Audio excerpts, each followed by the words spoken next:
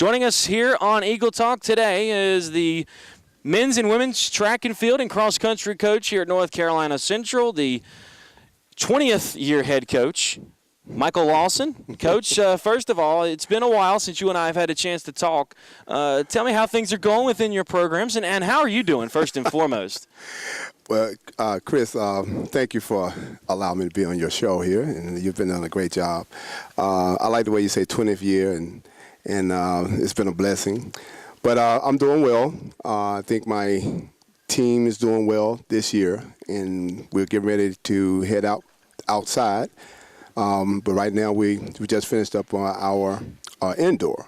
And, of course, you know, with the weather we've been having, it's been a challenge to train for this year. Well, speaking of that, has that driven you absolutely crazy with the fact that you've been having to deal with the cold, deal with the snow, deal with the rain and all this weather? I mean, that's really hampering your training here, isn't it? Oh, absolutely. Well, a lot of our listeners probably don't know the difference. Well, they do know the difference, but we have an indoor season and an outdoor season. But in our indoor season, we actually train outside, and then we compete inside.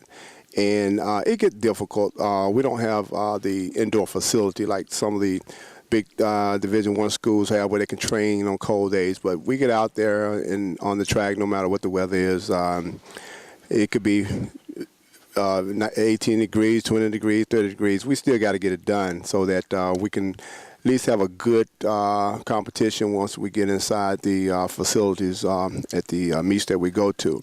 But it's been kind of difficult. The weather's been unusual this year. A lot of rain, of course, a lot of snow, and very cold. But we've been able to handle it.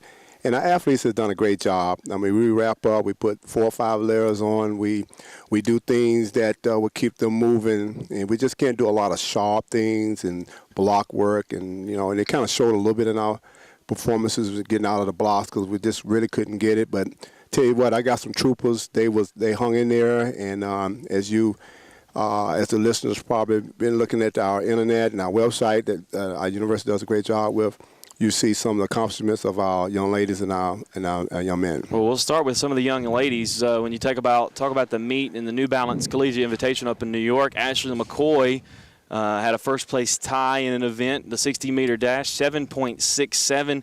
I mean, you see on the web, you see that she beat out competitors from Cincinnati, UCLA, Georgetown. In the track and field world, how big of an accomplishment is that? Well, Chris, you know, actually that's pretty big for a freshman coming into 4-year school and on a Division I level. This young lady is very talented. She's going to be probably our next big star. She's coming in humble. She come in listening. She just does everything it takes to put a finished product on the floor.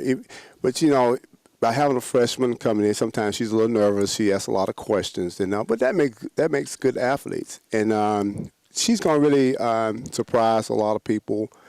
I think she's going to do a lot of good things for North Carolina Central track and field program. And to continue with her success, it looks like you had a number of athletes in the 4x400 meter relay who placed third, beating A&T, Connecticut, and Rhode Island.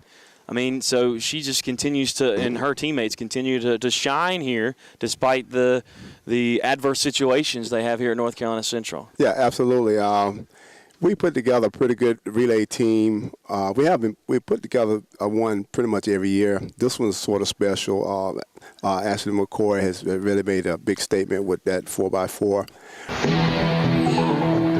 Welcome back to Eagle Talk. Joining us now, here's the head baseball coach at North Carolina Central, Dr. Henry White, as he will preview this upcoming classic taking place this weekend, the Eagle Baseball Classic. Starting at Friday afternoon at 1 o'clock, the Eagles will take on Iona. And then on Saturday at 4 o'clock, this will be around the same time, the women's basketball team will play their Think Pink game. So you have to go to one game for a half and then come over to the baseball game for the final couple innings. And then on Sunday at 3 o'clock, the men's baseball team will take on Navy for the Classic finale. All those games will be at the Durham Athletic Park this weekend. So please come on out and support the Eagle baseball team as they get their 2010 season underway. As I said, joining us here, Dr. Henry White, the head coach of the Eagle baseball team. Coach, first of all, thanks for joining us here on Eagle Talk. Thanks for inviting me. All right, you got a big tournament this weekend, or a big classic this weekend to start off the 2010 season. Just talk about the team's mindset at this point heading into this classic this weekend. Well, all the young men right now are real excited because this finally the day is here to begin the 2010 season. We could have played last weekend in the snow, wouldn't bother them. That's how hyped they are ready to start playing. You know, obviously you've been affected by the weather as well, and probably not as much as Iona and Navy and Delaware State, but obviously that's going to be a concern coming into this weekend. How concerned are you about maybe what aspects of the game concern you the most because of the weather? Right now, it'd be the hitting aspect, the offensive end of the game, because even though they got the bad weather, they have indoor facilities to go inside and hit, throw, pitch, which we'll get in there. We had to do. My philosophy is we make do what we have, and the young man been willing to go out and work out in the cold as well as going over to other venues and hitting. When you look at your schedule here in 2010, after the Eagle Baseball Classic, you have 2 more home games, Davidson and Longwood, and then you head back on the road and take on William & Mary, and then you take on an NCAA tournament team in Georgia State. I guess the first 6 ball games are a good warm-up to before you get to that barometer series against Georgia State. Yes, they are. Those games will give us an idea of where we are in our program, as well as let the players see where they are. And understanding Georgia State, and we played them 2 years ago, we should be right there class-wise. We don't know from athletic-wise because, again, they have some things that we don't have right now. When you look at your home slate this year, still a pretty good one. Norfolk State, Presbyterian, A&T, NC State, Duke. I mean, it really seems like you have a good schedule at the Durham Athletic Park this year. Well, you're right. We're gradually becoming more of a home team. We're coming off the road due to the fact that we're going into the MEAC next year. That will, again, give us more home games, and I'm trying to become what I call a home team. If you look around us, other than the first 2 weeks of the season, most teams in this area, they have a heavy home schedule, and that's what I'm trying to get us to. When you look at the team overall this season, who has really stepped out as a leader to start off the season and really is going to be someone for us to look out for here in 2010? Well, right now, again, we're pretty much leaning on Akeem to get us off to a good start. Blake Murray, he has had a great fall season.